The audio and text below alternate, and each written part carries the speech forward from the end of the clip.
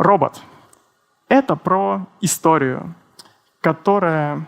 Я однажды участвовал в удаленном хакатоне по управлению настоящим роботом.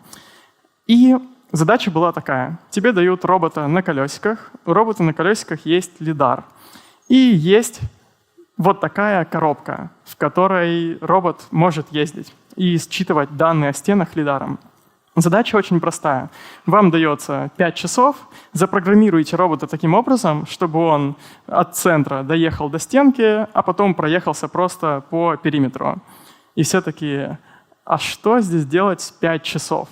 В итоге оказалось, что это очень сложная задача. И, как правило, это в конце концов выглядело примерно вот так. Хотя было 5 часов и достаточно примитивная с математической точки зрения задача. Что произошло? Вступили в силу физические ограничения, что стены — это не идеальный прямоугольник, а вот какие-то пенопластовые расставленные кусочки.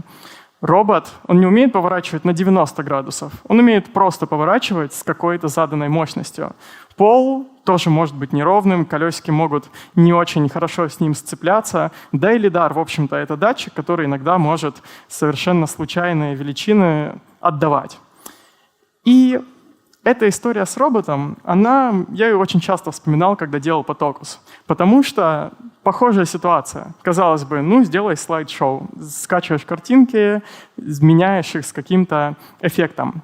По факту вступает очень много ограничений по трафику, по вычислительной мощности и по стабильности.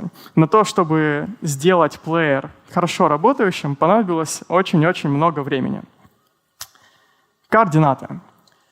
У нас нет какой-то библиотеки, в смысле, в мире не существует библиотеки, которая была бы достаточно гибкая, чтобы могли взять ее и прикрутить как есть. Нам нужно пользоваться более низкоуровневыми инструментами. Мы пользуемся Pixie.js, и это значит, что нам нужно везде работать в координатах. Мы захотели сделать красивый эффект, нам нужно все посчитать.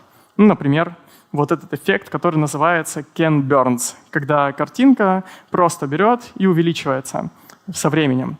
Но при этом мы знаем, что у нас по умолчанию все координаты с левого верхнего края, поэтому если мы просто увеличиваем картинку, то нам нужно еще посчитать, а как нам ее там скомпенсировать для того, чтобы она увеличивалась от центра.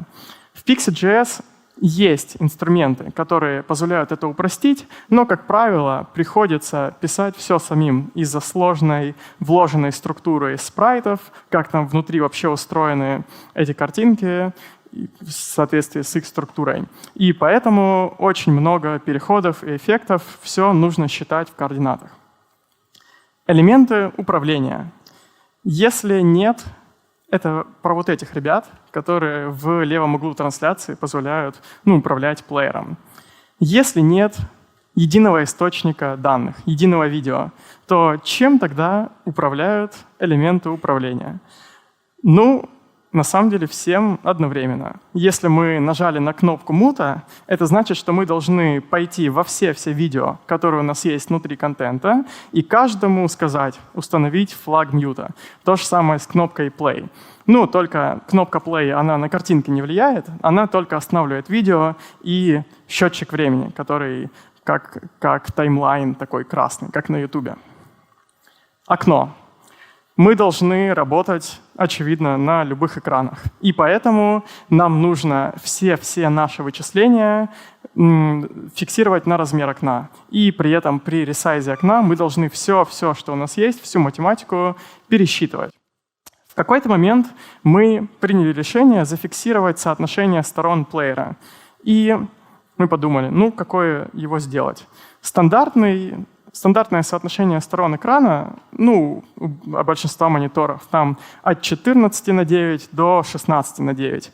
Но обычно какие-то элементы системы и браузера, вот этот док внизу, тулбар, они съедают собой кусочек вертикального пространства, и поэтому в какой-то момент я принял решение что у нас будет плеер 19:9, потому что в целом оказалось, что это такой усредненный, видимый viewport браузера. А мы хотим вставлять наш плеер на сайт, поэтому нам нужно действовать из массового браузерного обстановки, из массовой.